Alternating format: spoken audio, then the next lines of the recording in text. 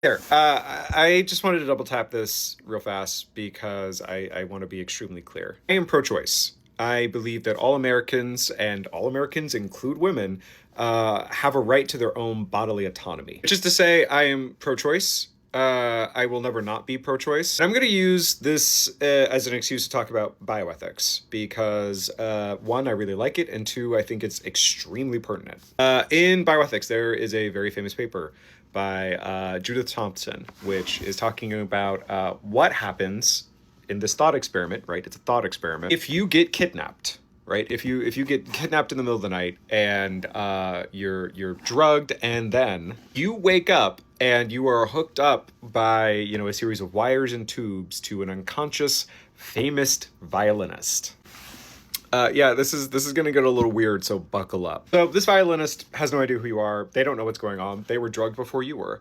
But they need, it turns out, some magical match between your kidneys. Their supporters, for whatever reason, have decided to kidnap you because you're a match and hook you up to some kind of complicated dialysis schema. I really hope this scans as something more than just like crazy word salad. There's a moral question that comes out of this. You wake up, right, and you're in this insane situation.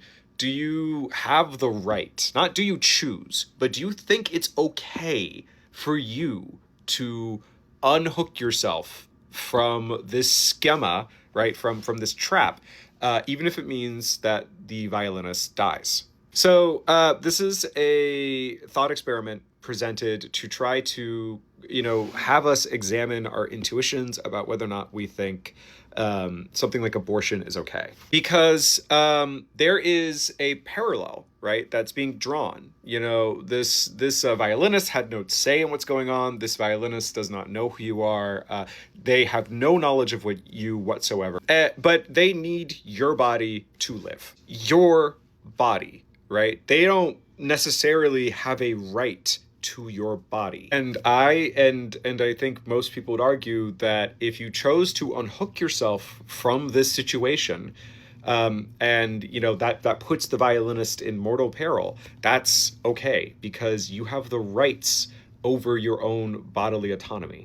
I read this paper a long time ago. This paper was written around the time Roe v. Wade was actively happening. To bring it in this arena, and I wanted to talk about it in this context because I understand there are going to be people who want to support me and get off the boat because I am pro-choice.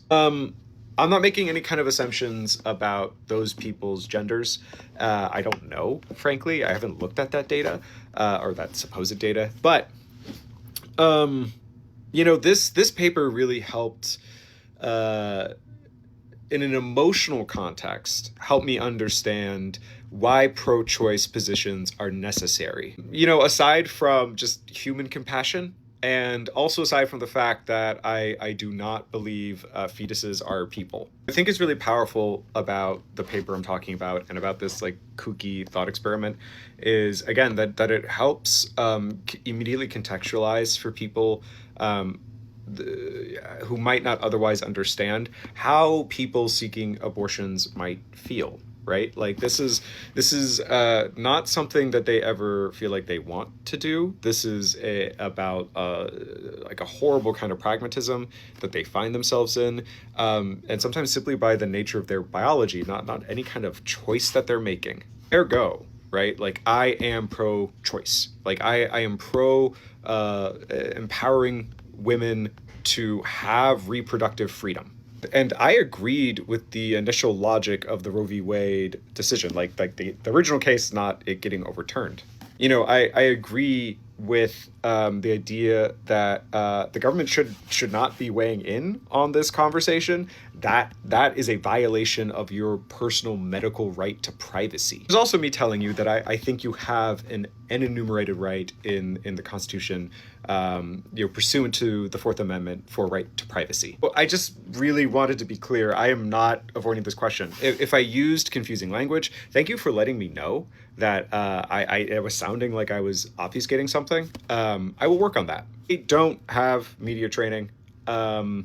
You know, sometimes I'm being careful on this app specifically where we're starting because there are a lot of conversations and a lot of reports about possible censorship. You to know. I want you to feel secure in the knowledge that I support a woman's right to choose. Just period. That is not to say that I think this is a settled ethical issue. Actually, that is talking about terminating pregnancies. I think this is a really complex, both medical and philosophical issue. If you're so inclined, you can look into feminist care ethics. I once read an amazing paper in feminist care ethics that kind of argued against abortion. Just highlighting that to say, this is my position. My position is pro-choice. I am committed to pro-choice under the argument that women deserve, like by inalienable right, bodily autonomy, and all Americans deserve a right to medical privacy from your government. And thank you for the opportunity for letting me clarify. I really appreciate you interacting. Please like and share this and my trending videos or my most popular videos, especially the campaign announcement video talking about my 6 policy planks. That is the best way you can support me. If you watch this and you no longer want to support me, predicated off what I've said, okay, that's fine. Most Americans are pro-choice.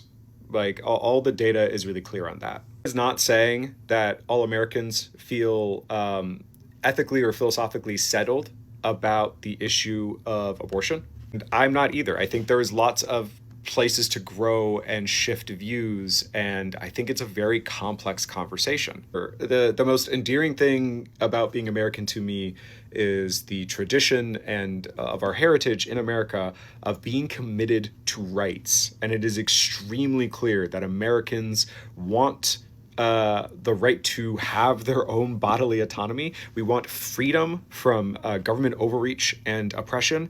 And pro-choice is how we get that. Is one of the elements of that. Is the idea that all women have their own reproductive rights. And as your president, I am going to do everything in my power to ensure that you continue to have reproductive rights, and I will work with the allies we establish in Congress to ensure that we can codify reproductive rights and freedoms into law in a manner that is unassailable. Thank you so much again for giving me the opportunity to clarify. Feel free to keep asking questions or re-ask questions if you really feel I just didn't nail it. As much bandwidth as I have, I will answer, because you deserve an answer. You deserve an executive and a president who is beholden to you and not the other way around. So thank you so much. Stay safe, America.